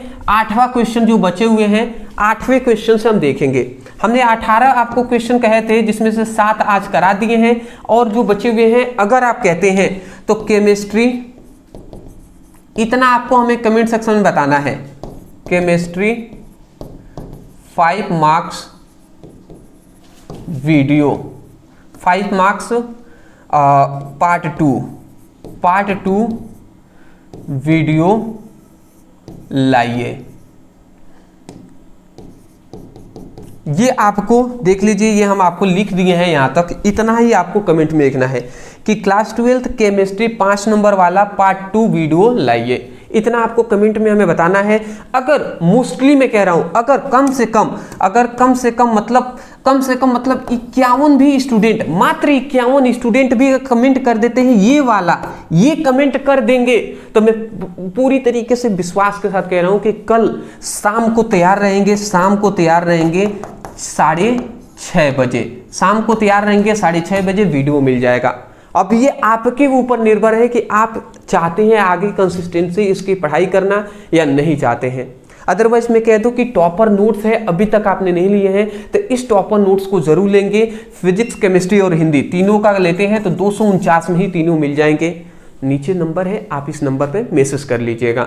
डिस्क्रिप्शन बॉक्स में व्हाट्सएप ग्रुप, टेलीग्राम ग्रुप का लिंक है, उसमें ज्वाइन हो जाएंगे। और इंस्टा पे में फॉलो कर लीजिएगा, लिंक डिस्क्रिप्शन बॉक्स में है। और कमेंट करना ना भूलिएगा, ठीक है।